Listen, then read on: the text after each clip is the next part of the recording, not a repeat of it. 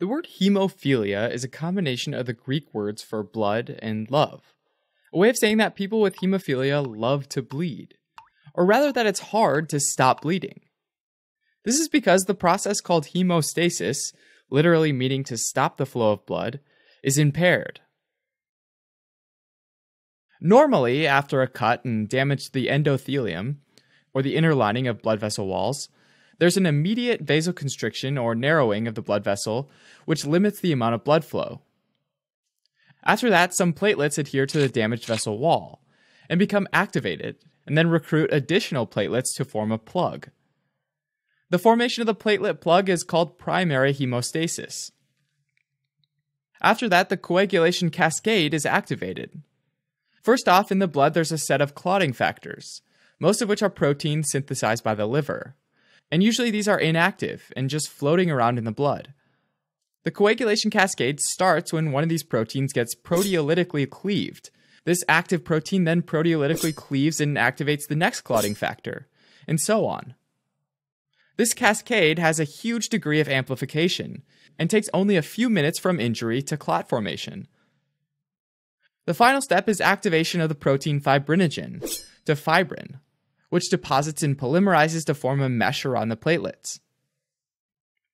So these steps leading up to fibrin reinforcement of the platelet plug make up the process called secondary hemostasis and results in a hard clot at the site of the injury. In most cases of hemophilia, there's a decrease in the amount or function of one or more clotting factors, which makes secondary hemostasis less effective and allows more bleeding to happen.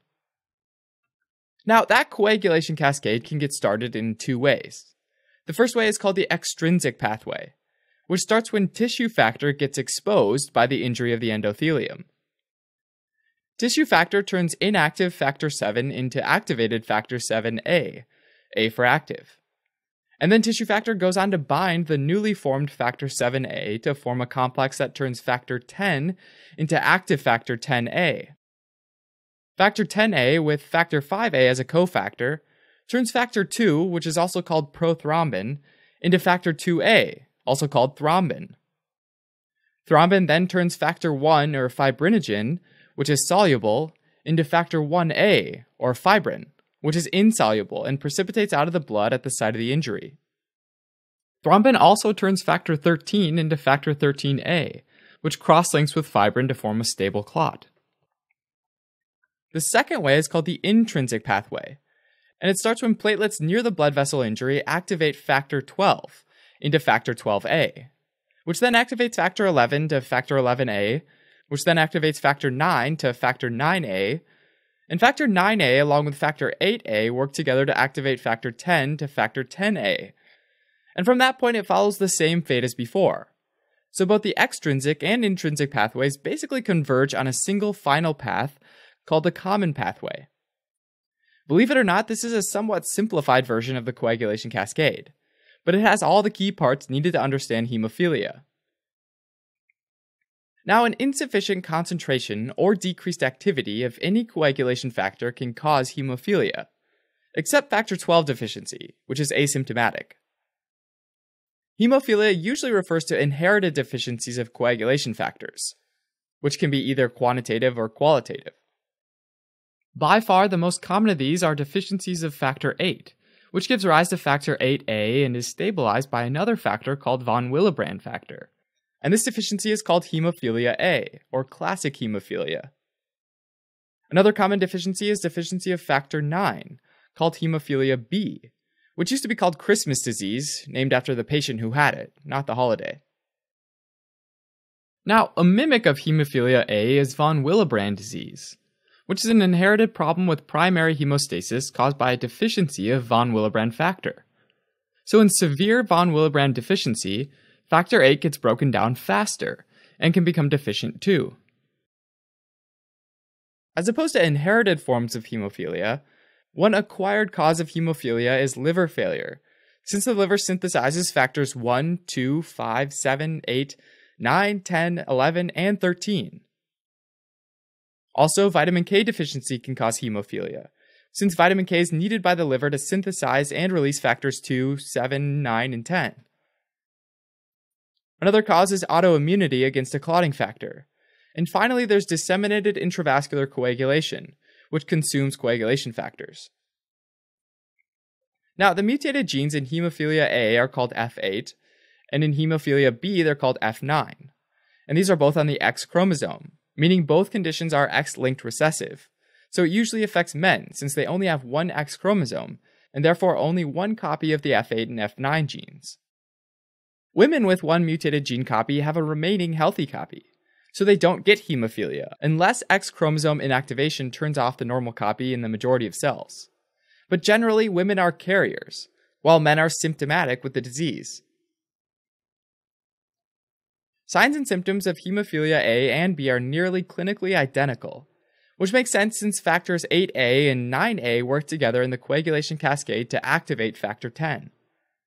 Both of these can cause easy bruising, or ecchymosis, as well as hematomas, which are collections of blood outside the blood vessels that are often deep in the muscles, prolonged bleeding after a cut or surgical procedure, for example circumcision, oozing after tooth extractions, gastrointestinal bleeding, hematuria, which is blood in the urine, severe nosebleeds, and hemarthrosis, or bleeding into joint spaces.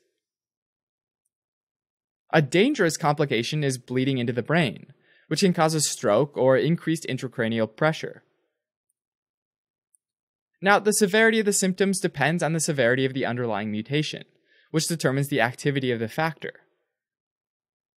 Diagnosis of hemophilia A and B usually starts with lab tests, including a platelet count, which is usually normal, a prothrombin time, and a partial thromboplastin time.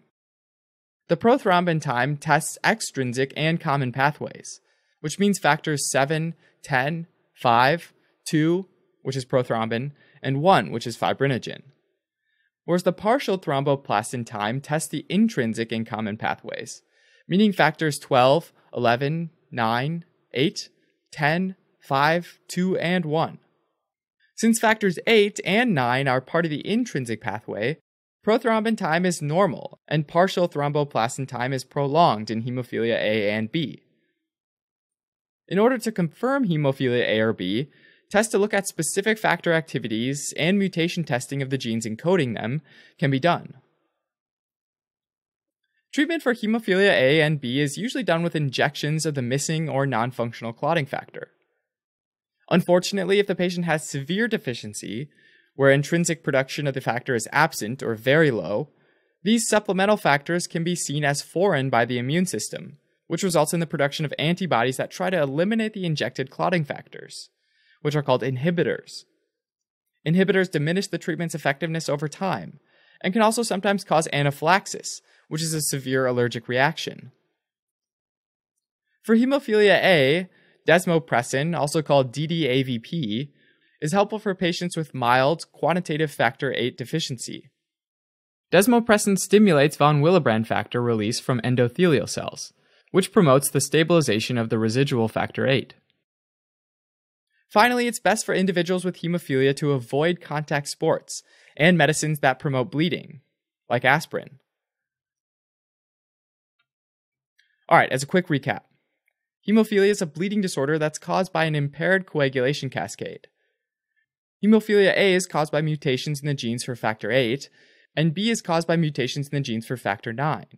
And these two are the most common genetic hemophilias, and are both treated by supplementing the missing clotting factor.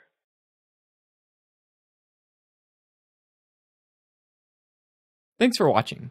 You can help support us by donating on Patreon, subscribing to our channel, or telling your friends about us on social media.